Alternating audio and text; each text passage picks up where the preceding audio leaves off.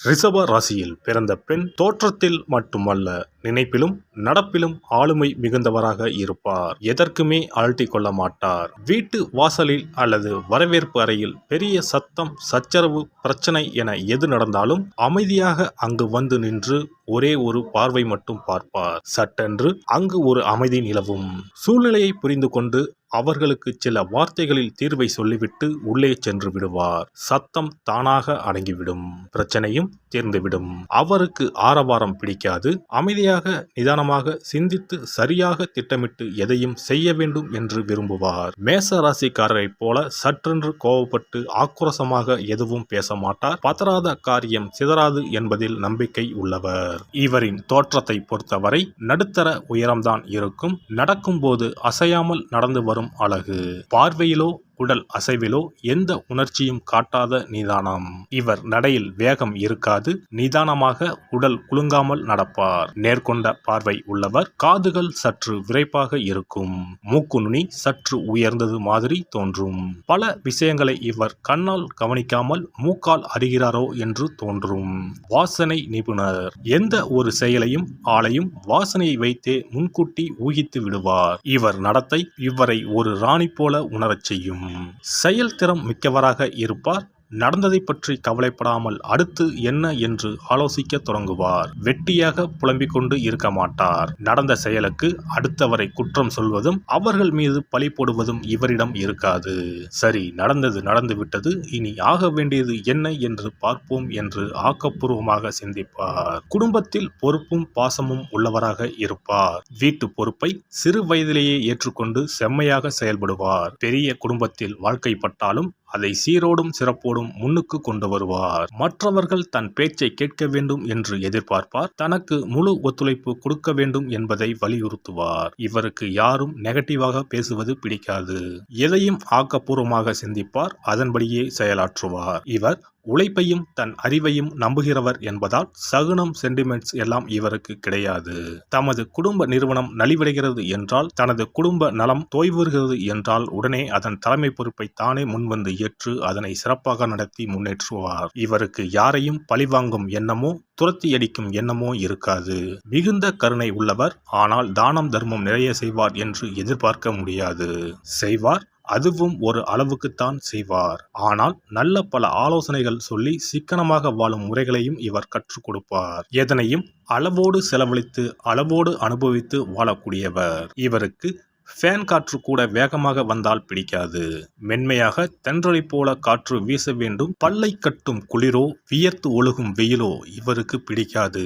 வியர்க்காமலும் குளிராமலும் இருக்கும் மிதமான தட்ப வெப்பத்தையே இவர் விரும்புவார். இதனால் இவர் பெரும்பாலும் சுகமான கிளைமேட் உள்ள இடங்களுக்கு சுற்றுலா செல்ல விரும்புவார். கண்முன்னே விரிந்து கிடக்கும் கடலை பார்க்க ஆசைப்படுவார். உயரத்தில் இருந்து கொட்டும் அருவியை பார்க்க ஆசைப்படுவார். கிளி, மயில், சிட்டுக்குருவி போன்ற அழகான பறவைகளை பார்த்தும் ரசிப்பார். பாம்பு, முதலை, காண்டாமிருகம் போன்றவை இவருக்கு பிடிக்காது. வீட்டில் சமைத்த நல்ல சத்துள்ள உணவுகளை உண்பதில் ஆர்வம் உள்ளவர்கள் இவர்கள். சமையலில் கெட்டிக்காரர்கள். சமையலுக்குள் மையலை அடக்கியவர்கள்.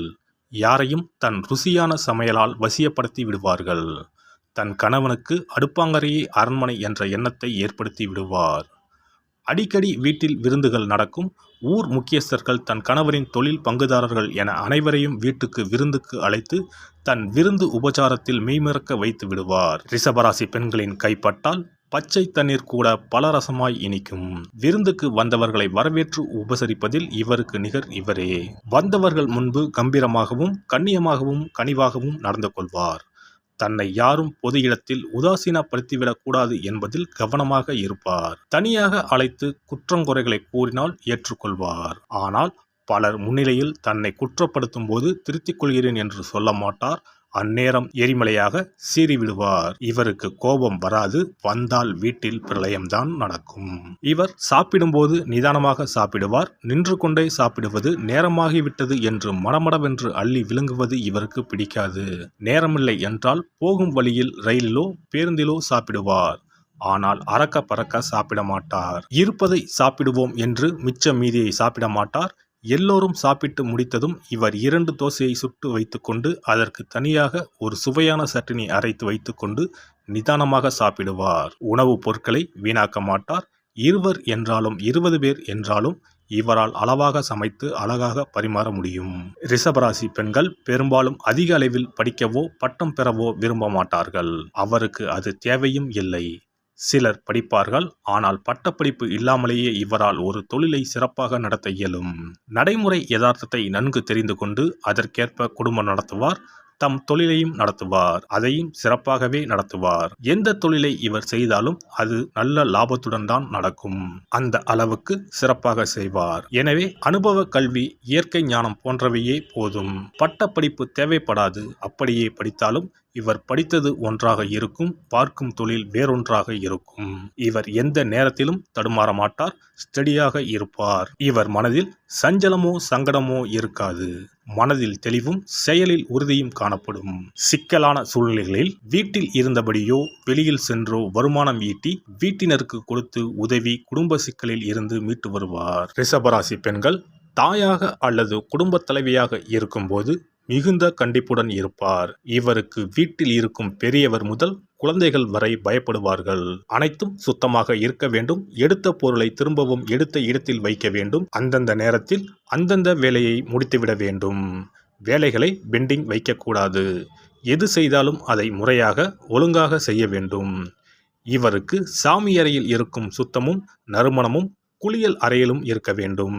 மாலை வேளைகளில் இப்பெண்களின் வீடுகளில் விளக்கேற்றும் நேரத்தில் பக்தி பாடல்கள், ஸ்லோகங்கள் ஒலிக்க கேட்கலாம். பாட்டு கேட்டுக்கொண்டே சமையல் செய்வது, தையல் தைப்பது இவர்களின் பழக்கம். வெறுமனே பொழுதை போக்கக்கூடாது என கருதுவார். அதே சமயம் பாட்டு கேட்பது இவருக்கு ரொம்ப பிடிக்கும். எனவே இரண்டையும் இணைத்து ஒன்றாக செயல்படுவார். சுக்கிரனின் ஆட்சி அதிகாரத்தில் உள்ள ராசியில் பிறந்த இவர்களுக்கு ஆழமான அலட்டாத காதல் மிகவும் பிடிக்கும். சந்திரன் உச்சமாகும் ராசி ரிஷபம் என்பதால் இவர்கள் மன நிறைவுக்கு அதிக முக்கியத்துவம் கொடுப்பர். காதல் என்பது மனமும் உடலும் இணைந்து செயல்பட வேண்டிய ஒரு அற்புத உணர்வு என்று இவர்கள் நம்புகின்றனர். எனவே இவர்களிடம் காதலை சொல்வதோ காதலை மறுப்பதோ எளிதான செயல் அல்ல.